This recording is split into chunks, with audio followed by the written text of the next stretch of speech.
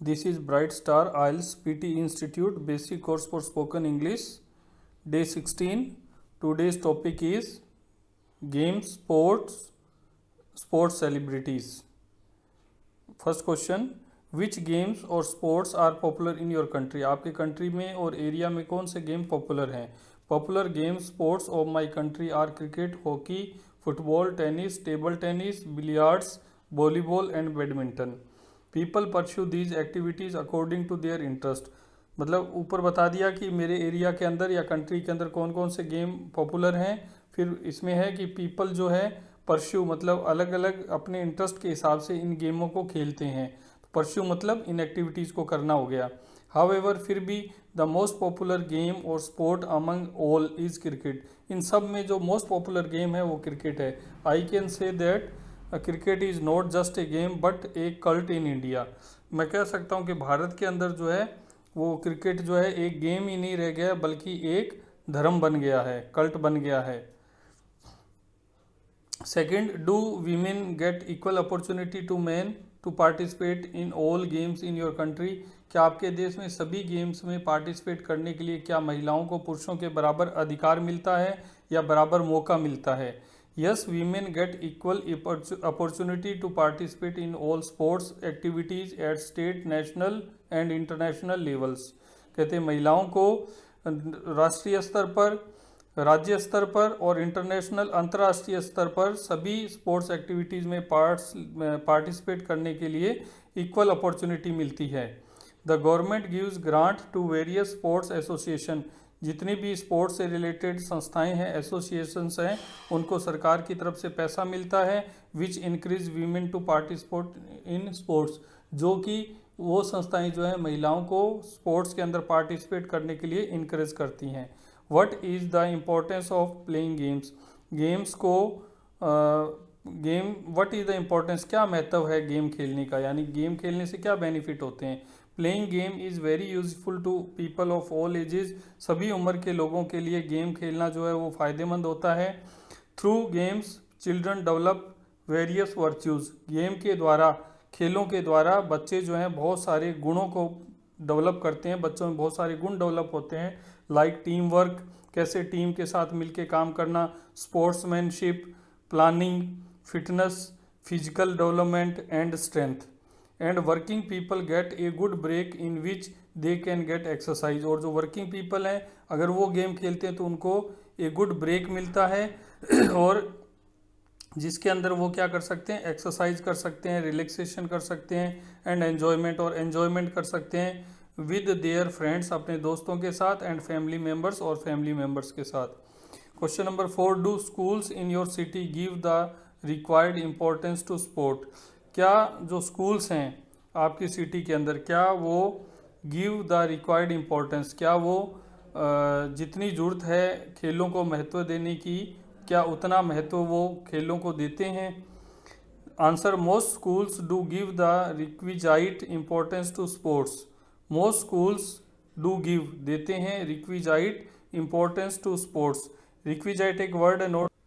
Requisite का meaning है जितना अपेक्षित है या जितना आवश्यक है या जितनी मांग है उतना महत्व देते हैं. They develop some areas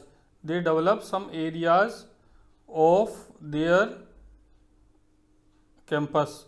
they develop some areas of their campus. वो अपने कैंपस के कुछ एरिया को जो है स्पोर्ट्स रिलेटेड एक्टिविटीज़ के लिए डेवलप करते हैं.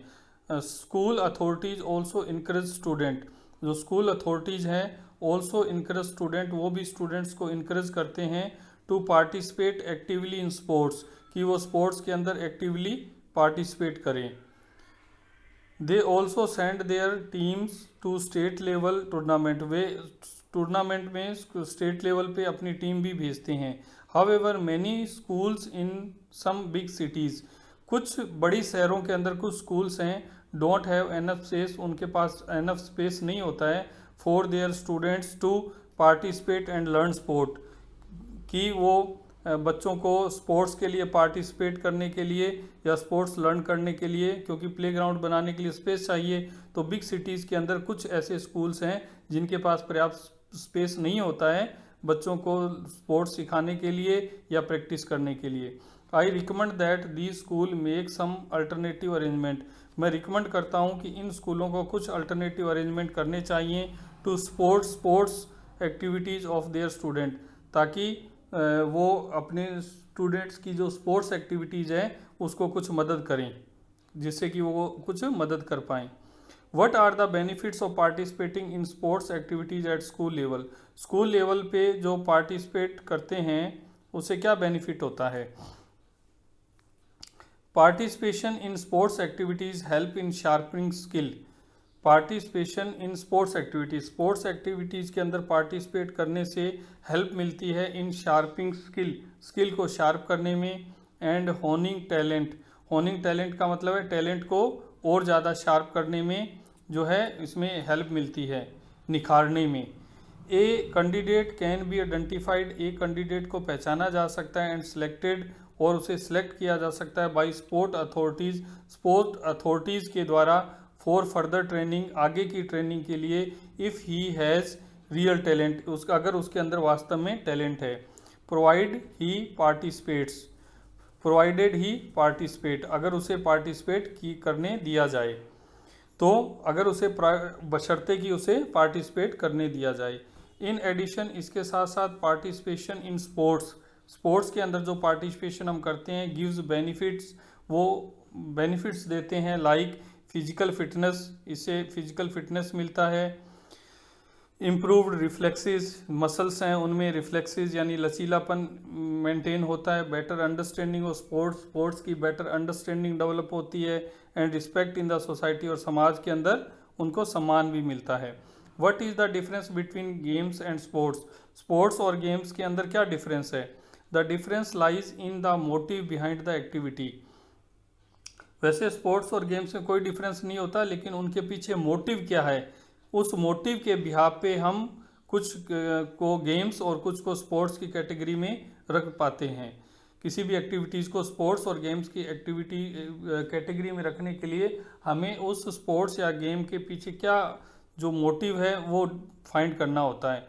ए game is an activity, game एक एक्टिविटी है that can be played by anybody at any place at any time for the purpose of enjoyment. किसी भी एक्टिविटी को हम गेम कहते हैं अगर वो एक्टिविटी किसी भी व्यक्ति के द्वारा किसी भी समय किसी भी जगह सिर्फ मनोरंजन के आधार पर उसको किया जाता है।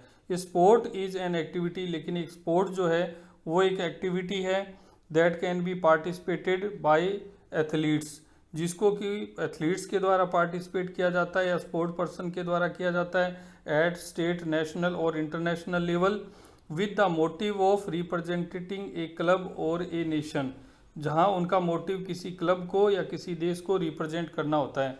फॉर एग्जाम्पल के लिए the cricket that we play in street, cricket जो हम अपनी गली में खेलते हैं is better classified as a game, उसको हम गेम के रूप में मान सकते हैं। Whereas the cricket that our national team plays, और वो क्रिकेट जो हमारी नेशनल टीम खेलती है कैन बी कॉल्ड स्पोर्ट, उसको स्पोर्ट कहा जा सकता है।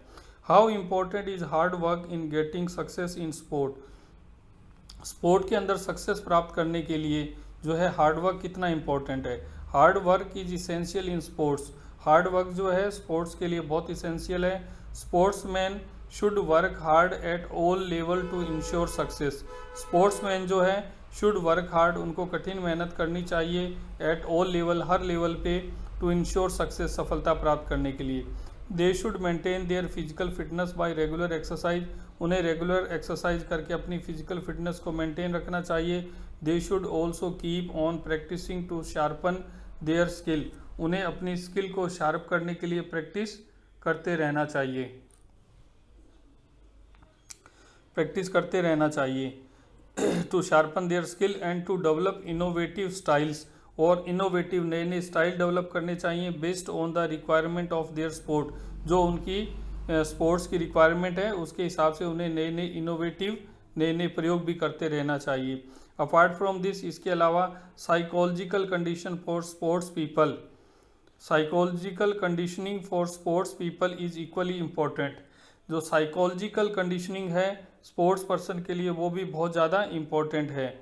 They should learn to stay calm, उन्हें शांत रहना चाहिए, ऑप्टिमिस्टिक रहना चाहिए, इवन अंडर प्रेशर, यहाँ तक कि प्रेशर के अंदर भी उन्हें शांत और आशावादी रहना चाहिए। To develop such an attitude they should make extra effort under the guidance of sports psychologist. To develop such an attitude, ऐसे एटीट्यूड को डेवलप करने के लिए they should make extra effort, उन्हें एक्स्ट्रा एफर्ट्स करने चाहिए under the guidance of sports psychologist. Sports psychologist जो होते हैं, खेल मनोविशेषज्ञ होते हैं, उनके अंडर में उन्हें एक्स्ट्रा एफर्ट्स करना चाहिए ऐसे एटीट्यूड को डेवलप करने के लिए। I can say that toughness of mind, मैं ये कहता हूँ कि दिमाग की जो टफनेस है, वर्क बेटर एट टाइम, वो ज़्यादा काम करती है इन गेटिंग विक्ट्री, विक्ट्री प्राप्त करने में कभी कभार, देन जस्ट प्लेइंग स्किल, मतलब प्लेइंग स्किल की तुलना में कई बार माइंड की जो टफनेस है, दिमाग का जो मजबूत होना है, वो ज़्यादा काम करता है। नेक्स्ट क्वेश्चन है, does luck play any role in sports, why, क्या भाग्य का भी कोई रोल होता है स्पोर्ट्स के अंदर? आई believe that luck is actually the result of hard work, मैं कहता हूँ कि लक जो है, भाग्य जो है, वो एक्चुअल में परिणाम होता है हार्ड वर्क का एंड पॉजिटिव मेंटल एटीट्यूड का, और जो हम पॉजिटिव मेंटल एटीट्यूड रखते हैं उसका। वी ऑफन सी दैट, हम अक्सर देखते हैं परसिस्टेंट पीपल, जो लोग दृढ़ निश्चयी होते हैं, become successful in the end, वो अंत में सफल होते हैं। I accept that some people are gifted in sports, मैं इस बात को एक्सेप्ट करता हूँ कि कुछ लोग जो है वो गिफ्टेड होते हैं, but they can't reach the top, लेकिन वो भी टॉप पर नहीं पहुंच सकते if they don't work hard, अगर वो कठिन मेहनत नहीं करते हैं। इफ़ दे आर पेसिमिस्टिक, और अगर वो निराशावादी हैं। Question number 9, should sportsman accept modelling offer और नॉट, और शुड स्पोर्ट्स इंडोर्स ब्रांड्स, क्या स्पोर्ट पर्सन या सेलिब्रिटीज जो होते हैं, स्पोर्ट्स सेलिब्रिटीज, क्या उनको मॉडलिंग वगैरह एक्सेप्ट करनी चाहिए या उनको एडवर्टीजमेंट करना चाहिए? Popular sports man and sports women are role model for many people, बहुत सारे लोगों के लिए जो स्पोर्ट्स मैन और स्पोर्ट्स वीमेन हैं वो रोल मॉडल होते हैं। इन दिस केस, ऐसी स्थिति में companies take advantages of their popularity, कंपनियां जो है फ़ायदा उठाती हैं उनकी प्रसिद्धि का, by signing them as their brand ambassador, क्योंकि वो कंपनियां उनसे उनके ब्रांड एम्बेसडर के रूप में साइन करवा लेती हैं, उनको अंगेज कर लेती हैं। However sports celebrity should take care of two issues, इस केस के अंदर जो स्पोर्ट्स सेलिब्रिटीज हैं उनको दो चीज़ों का ध्यान रखना चाहिए। Firstly, they should stay away from endorsing tobacco and alcohol brands, उन्हें एक तो टोबैको और एल्कोहल से संबंधित ब्रांड्स का विज्ञापन करने से, का प्रचार करने से दूर रहना चाहिए। Secondly, they get the privilege of endorsement because of their success in sports, और दूसरा उनको ध्यान रखना चाहिए कि आज जो उन्हें एडवर्टीजमेंट करने का अधिकार मिल रहा है तो वो उनको स्पोर्ट्स के अंदर सक्सेस होने की वजह से मिल रहा है। सो दे मस्ट नॉट नेग्लेक्ट, इसलिए उनको नेग्लेक्ट नहीं करना चाहिए देयर स्पोर्ट्स, अपने स्पोर्ट्स को, फॉर मनी, पैसे के लिए, फ्रॉम मॉडलिंग, मॉडलिंग से जो पैसा मिलता है उस पैसे के लिए उनको स्पोर्ट्स को नेग्लेक्ट नहीं करना चाहिए ड्यूरिंग देयर करियर, अपने करियर के अंदर। आज का नेक्स्ट टॉपिक है gifts party. On what occasion do people of your country give gifts, आपकी कंट्री में लोग गिफ्ट कब देते हैं? People of my country gift each other on various occasion like birthday, ceremonies, anniversaries and festivals. People of my country, मेरी country के लोग जो हैं वो गिफ्ट देते हैं एक दूसरे को, अलग अलग अवसर जैसे बर्थडे है, सेरेमनीज है, एनिवर्सरीज है, उन पे गिफ्ट देते हैं, एंड फेस्टिवल, और फेस्टिवल पे गिफ्ट देते हैं। इन एडिशन, इसके साथ साथ they also give gift to others, इसके साथ साथ वे दूसरे लोगों को भी गिफ्ट देते हैं ऑन वेरियस अचीवमेंट, अलग अलग अवसरों पर, उपलब्धियों पर, इन लाइफ के अंदर, जैसे प्रमोशन हुआ है, एक्सपेंशन ऑफ बिजनेस का विस्तार किया है, इनोग्रेशन ऑफ न्यू प्रीमाइसेस, किसी बिल्डिंग का हमने इनोग्रेशन, उद्घाटन किया है, तब हमें लोगों को जो है गिफ्ट देना चाहिए। Which type of gift make you happier when you receive them, किस तरह के गिफ्ट जो है आपको खुश करते हैं जब आपको मिलते हैं? Any unexpected gift certainly make me happier than a gift I have expected from an occasion, कहता है कि कोई भी अप्रत्याशित, यानी हम अपेक्षा रखते हैं कि हमें गिफ्ट मिलेगा, तो ऐसी स्थिति में जो अनापेक्षित होता है, यानी जिसकी हमें एक्सपेक्टेशन ही नहीं होती है, ऐसा अगर कोई गिफ्ट मिलता है तो वो हमें एक्सपेक्टेड गिफ्ट की तुलना में ज़्यादा खुशी देता है। That gift can be a flower, जो एक फ्लावर हो सकता है, पेन हो सकता है, कोई भी छोटी चीज़ हो सकती है। I don't always expect expensive gift, मैं महंगे गिफ्ट की अपेक्षा नहीं रखता हूँ। Because I value the intention behind a gift, क्योंकि मैं किसी भी गिफ्ट को उसके पैसों की तुलना में उसके पीछे व्यक्ति का इंटेंशन क्या है, उद्देश्य क्या, उसको ज़्यादा महत्व देता हूँ। इन दैट कंटेक्स्ट, इस संदर्भ में, a card is more precious to me than a watch, एक सिंपल कार्ड है वो ज़्यादा महत्वपूर्ण है मेरे लिए घड़ी की तुलना में। If the card is given with genuine emotion, अगर कार्ड को जुनाइन इमोशन के साथ दिया गया है। Which days do you celebrate with your family, आप कौन से दिन जो है अपने परिवार के साथ सेलिब्रेट करते हैं। I celebrate birthday anniversaries and all of mine and my family members achievement, मैं अपने बर्थडे और एनिवर्सरीज और मेरे परिवार के सदस्यों के अंदर जीवन में जो भी अचीवमेंट आता है उसको मैं सेलिब्रेट करता हूँ। I celebrate such events mostly with my family, मैं ऐसे सेलिब्रेट अपने फैमिली के साथ जो है वो सेलिब्रेट करता हूँ। But we also invite our friends, हम अपने फ्रेंड्स और रिलेटिव्स को भी इन्वाइट करते हैं। If the celebration is planned on a larger scale, अगर सेलिब्रेशन को लार्ज स्केल पे प्लानिंग किया गया है तो हम अपने फ्रेंड्स को भी इन्वाइट करते हैं। Where do you like to give a party, आप पार्टी देना कहाँ पसंद करते हैं, घर में, होटल में और रेस्टोरेंट में। Why I prefer giving a treatment at a hotel, मैं होटल में ट्रीटमेंट देना पसंद करता हूँ, और एट ए रेस्टोरेंट या रेस्टोरेंट में पार्टी देना पसंद करता हूँ। Because I believe that all the member of my family should enjoy the party to the fullest, क्योंकि मैं सोचता हूँ कि मेरे परिवार के सभी लोगों को पार्टी को पूरे रूप से आनंद करना चाहिए, एन्जॉय करना चाहिए।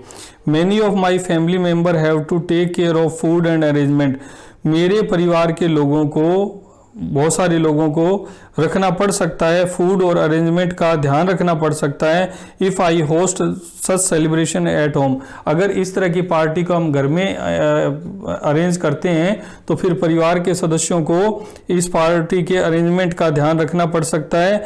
Then they can't take an active part in the celebration, और इस तरीके से वो सेलिब्रेशन में एक्टिवली पार्ट नहीं कर सकते because of their duties as host, क्योंकि होस्ट के रूप में उनकी कुछ ड्यूटीज हो जाएंगी तो उनका ध्यान उधर रहेगा, इसलिए वो फंक्शन को एंजॉय नहीं कर पाएंगे। Next topic, health alternative therapies. What is more important to you, health और वेल्थ। वाई, आपके लिए क्या चीज़ ज़्यादा इंपॉर्टेंट है, हेल्थ या wealth. Both are important in our life, हमारी लाइफ में दोनों ही इंपॉर्टेंट है। But I believe health is more important, लेकिन मैं बिलीव करता हूँ कि हेल्थ जो है वो ज़्यादा इंपॉर्टेंट है। Because A loss in wealth is recoverable, कि जो वेल्थ में लॉस होता है वो रिकवरेबल होता है। Where as damage to health is often irreversible, जबकि हेल्थ के अंदर जो लॉस हो जाता है वो इरिवर्जिबल होता है, यानी उसको हम वापस कवर नहीं कर सकते। So health is more precious than wealth, इसलिए हेल्थ जो है वो ज़्यादा प्रीशियस है। How does modern lifestyle lead to health related problem, कहते किस तरह से जो आधुनिक हमारा लिविंग स्टाइल है वो स्वास्थ्य से संबंधित परेशानियों का कारण बनता है। There are variable in our lifestyle, हमारे लाइफस्टाइल में बड़ी विभिन्नता है। Which lead to a loss और डैमेज इन हेल्थ, जो हमारे स्वास्थ्य में जो है लॉस का कारण बनता है। फर्स्टली इंक्रीज्ड वर्किंग आवर, सबसे पहला काम के घंटों का बढ़ना, एंड चेंज्ड वर्किंग पैटर्न, और जो वर्किंग पैटर्न में चेंज आ गया है, like sitting in front of computer, computer के सामने बैठे बैठे काम करना 4 आवर्स, कई घंटों। एंड स्ट्रेस एट वर्क, काम की जगह पर स्ट्रेस होना। Have adverse effect on our body, ये हमारी बॉडी पे बुरा प्रभाव डालते हैं। इन एडिशन इसके साथ कंजप्शन ऑफ जंक फूड जो हम खाते हैं, पैकेज फूड खाते हैं, is increasing as compare to fresh traditional and nutritious food, जो फ्रेश ट्रेडिशनल और न्यूट्रिशियस फूड है उसकी तुलना में जो हम जंक फूड का खाना, जो जंक फूड हमारी खाने में बढ़ गया है, पैकेज फूड बढ़ गया है, वो भी एक कारण है। What is more, we now consume higher quantity of soft drinks instead of fresh fruit juice. अभी फ्रेश फ्रूट जूस की तुलना में हम ज़्यादा मात्रा में जो है वो सॉफ्ट ड्रिंक लेते हैं। This reduce the supply of vitamin mineral and electrolyte to our body. इससे हमारी बॉडी के अंदर वाइटामिन मिनरल और इलेक्ट्रोलाइट की सप्लाई कम हो जाती है, और हमें इनकी जब कमी हो जाती है तो बॉडी के अंदर बहुत सारी प्रॉब्लम्स हो जाती हैं। Do you think it is advisable to go for regular body checkup? क्या आप सोचते हैं कि ऐसी सलाह हो कि लोग रेगुलर बॉडी चेकअप कराएं, हर महीने, हर 6 महीने बाद या साल बाद? Yes, it is necessary to go for regular checkups. Regular body checkups के लिए व्यक्ति को जाना चाहिए, ज़रूरी है ये, specially when we reach the age of 40, और तब ज़्यादा ज़रूरी हो जाता है जब हम 40 की उम्र पार कर लेते हैं। Because most disease like diabetes, hypertension, osteoporosis, arthritis starts setting in around that time. ज़्यादातर बीमारियां जैसे डायबिटीज़ है, हाइपरटेंशन है, ऑस्टियोपोरोसिस है, आर्थराइटिस है, वो ये लगभग होना शुरू होती है इसी टाइम के दौरान। एज वी ऑल नो, जैसा कि हम सब जानते हैं, early detection of A disease, अगर किसी भी बीमारी की पहले पहचान होती है, always help in its treatment, तो इससे ट्रीटमेंट को में मदद मिलती है। Regular body checkups can alert us regarding health issue in their early stage. Regular body checkup can alert, regular body checkup से हमें चेतावनी मिल जाती है हमारे स्वास्थ्य संबंधित कोई परेशानी होने पर। दस help us treat them better, और इस तरह से उनका अच्छे तरीके से इलाज किया जा सकता है। Who do you think lives a more healthy life? Who do you think, आप में से कौन सोचता है कि हेल्दी लाइफ जो है, लिव्स ए ज़्यादा अच्छा स्वस्थ जीवन कौन जीता है? सिटी ड्वेलर, शहर में रहने वाला व्यक्ति, या someone living in a village, या गांव में रहने वाला व्यक्ति? I think city dweller live with higher health risk. मैं सोचता हूँ कि सिटी में रहने वाले व्यक्ति को ज़्यादा हेल्थ रिस्क होता है because of factor like air noise and water pollution. Air noise और वाटर पॉल्यूशन की तुलना के कारण their life style is often more stressful compare to that of village people. Village people की तुलना में उनका जो लाइफ स्टाइल है वो ज़्यादा स्ट्रेसफुल होता है। Such factor can lead to the conclusion, ये फैक्टर जो है उससे एक कंक्लूजन निकलता है that people in village live a healthier life, कि गांव के लोग जो है स्वस्थ जीवन जीते हैं शहर के लोगों की तुलना में। What should the government do to promote health awareness among people? लोगों में स्वास्थ्य के प्रति जागरूकता लाने के लिए गवर्नमेंट को क्या करना चाहिए? The government should open general hospital, government को जनरल हॉस्पिटल ओपन करने चाहिए, and primary health centres open करने चाहिए वेयर पीपल गेट काउंसलिंग, जहाँ लोगों को जो है वो काउंसलिंग मिले अलॉन्ग विद ट्रीटमेंट, ट्रीटमेंट के साथ साथ to make their life healthier, अपने लाइफ को हेल्दियर बनाने के लिए। The government should also run health awareness campaign, government को जो है स्वास्थ्य से संबंधित जो अभियान है, स्वास्थ्य जागरूकता अभियान चलाने चाहिए इन द मीडिया के अंदर, to impart awareness about the importance of healthy lifestyle, लोगों को इस बात का ज्ञान देने के लिए कि हेल्दी लाइफस्टाइल का कितना महत्व है हमारी स्वास्थ्य के, हमारे जीवन के अंदर, कि हेल्थ हो, अच्छा स्वास्थ्य होना कितना महत्वपूर्ण है। They should also show the drawbacks, और उनको कमियां भी बतानी चाहिए ऑफ एडिक्शन लाइक टोबैको और एल्कोहल। एल्कोहल और टोबैको जो है उसके लोग आदी हो जाते हैं, तो उन चीज़ों से होने वाले नुकसान के बारे में भी लोगों को बताना चाहिए। What do you understand by alternative therapy? आप अल्टरनेटिव थेरेपी से क्या समझते हैं? All treatment system other than allopathic, allopathic को छोड़ करके बाकी जितने भी ट्रीटमेंट के तरीके हैं आर कंसिडर्ड अल्टरनेटिव थेरेपी, उनको अल्टरनेटिव थेरेपी बोलते हैं। एलोपैथिक ट्रीटमेंट का मतलब होता है जिसके अंदर हमें टेबलेट, कैप्सूल्स, इंजेक्शन वगैरह मिलते हैं, तो वो अल्टरनेटिव एलोपैथिक ट्रीटमेंट होता है। तो उसको छोड़ करके बाकी जितने भी इलाज के तरीके हैं उनको अल्टरनेटिव थेरेपी बोलते हैं। Homeopathy, Ayurveda, yoga, acupressure, reiki, sujok, naturopathy and Unani are example of alternative therapies. ये सब अल्टरनेटिव थेरेपीज के तरीके हैं। Why are alternative therapies becoming popular nowadays? आजकल अल्टरनेटिव थेरेपीज पॉपुलर क्यों हो रही है? Alternative therapies are becoming popular because of 3 main reason, तीन मुख्य कारण हैं। Firstly they are much cheaper than allopathic treatment, पहला तो यह है कि वो एलोपैथिक ट्रीटमेंट की तुलना में सस्ते होते हैं। Secondly most of these therapies do not have side effects on our body, दूसरी बात है कि इन अल्टरनेटिव थेरेपीज़ का हमारी बॉडी पे कोई साइड इफ़ेक्ट नहीं होता है। Finally they offer better and more permanent treatment option for chronic disease like arthritis, gouts, asthma, ulcer and allergies.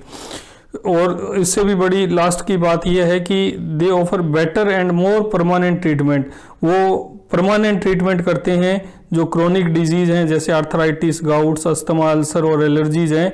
तो एलोपैथ के अंदर इनका परमानेंट इलाज नहीं है, तो ये अल्टरनेटिव थेरेपीज जो हैं ये इनका परमानेंट इलाज करती हैं। How many hours a day do you think a person should work? एक व्यक्ति को कितने घंटे एक दिन में काम करना चाहिए? It depends on the requirement and physical capacity of the individual. ये व्यक्ति के फिजिकल कैपेसिटी पे डिपेंड करता है कि एक व्यक्ति की क्या रिक्वायरमेंट क्या है, ज़रूरत क्या है और वो फिजिकली कितना कैपेबल है काम करने में, इसके ऊपर डिपेंड करता है कि उसे एक दिन में कितने घंटे काम करना चाहिए। हाउएवर इन नॉर्मल कंडीशन, जबकि नॉर्मल कंडीशन के अंदर we should work for 8 to 9 hours a day, हमें 8 से 9 घंटे रोज़ काम करना चाहिए, so that we can spend enough time with ourselves, ताकि हम अपने लिए भी काफ़ी टाइम एंड आवर फैमिली और परिवार के लिए काफ़ी टाइम निकाल पाएँ। And find time for other social responsibility, और दूसरी जो सोशल सामाजिक जिम्मेदारियां हैं, दायित्व हैं, उनके लिए भी समय निकाल पाएँ।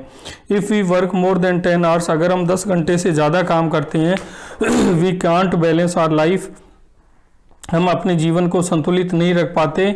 इन एडिशन वी में, इसके साथ साथ वी में इनवाइट स्ट्रेस, हम स्ट्रेस को आमंत्रित करते हैं, एंड वर्क रिलेटेड डिसऑर्डर है वो भी हमारे में आ जाते हैं। Which exercise help us in most in maintaining our health according to you? आपके हिसाब से कौन सी एक्सरसाइज है जो हमारे हेल्थ को मेंटेन करने में हेल्प करती है? There are many exercise that we can do to maintain remain fit like walking, swimming, aerobics, dancing and yoga. बहुत सारी एक्सरसाइज हैं जो हम फिट रहने के लिए कर सकते हैं, जिनमें walking, swimming, aerobics, dancing and yoga है। अमंग ऑल ऑफ दीज, इन सब में I think walking is the best exercise. Walking सबसे अच्छी एक्सरसाइज है, because it can be done by any one, ये किसी के द्वारा भी की जा सकती है, एट एनी टाइम, किसी भी समय की जा सकती है, विदाउट एनी इक्विपमेंट, बिना किसी इक्विपमेंट के की जा सकती है, एंड एनी सुपरविजन, और बिना किसी सुपरविजन के की जा सकती है। It help in burning excessive calories, ये एक्सेसिव कैलोरीज को बर्न करने में हेल्प करती है फ्रॉम आवर बॉडी, हमारी बॉडी से, and keep us healthier and fit, और हमें हेल्दी और फिट रखती है। नेक्स्ट टॉपिक है home. Is it the duty of government to provide housing to all people? क्या ये गवर्नमेंट की ड्यूटी है कि सब लोगों को घर उपलब्ध करवाए? The government should provide housing to those who live below the poverty line. Government को उन सब लोगों को घर उपलब्ध करवाने चाहिए जो गरीबी की रेखा में रहते हैं, यानी गरीबी की लाइन से नीचे रहते हैं, गरीब रेखा से। It comes under the fundamental responsibility of the government to provide the basic necessities like food, water and shelter to all the citizen। ये आता है फंडामेंटल रिस्पॉन्सिबिलिटी सरकार की, जो मूलभूत उत्तरदायित्व हैं उनके अंतर्गत आता है कि वो लोगों को उनकी मूलभूत जो आवश्यकताएं हैं, भोजन, पानी और मकान की, ये उपलब्ध करवाए। पुअर पीपल लिव इन सलम्स, गरीब लोग जो है वो सलम्स में, झुग्गी झोंपड़ियों में रहते हैं। Where they lead miserable lives, जहाँ वो दयनीय जीवन जीते हैं। The government can build colonies, government colonies बना सकती है। To where these poor people can be shifted, जहाँ ये पुअर पीपल, गरीब लोग हैं, उनको वहाँ शिफ्ट किया जाए। And their standard of living can be improved, और उनका जो लिविंग स्टैंडर्ड है उनको इम्प्रूव किया जा सके। How can the problem of housing be solved? घरों की जो समस्या है उसको कैसे सोल्व किया जा सकता है?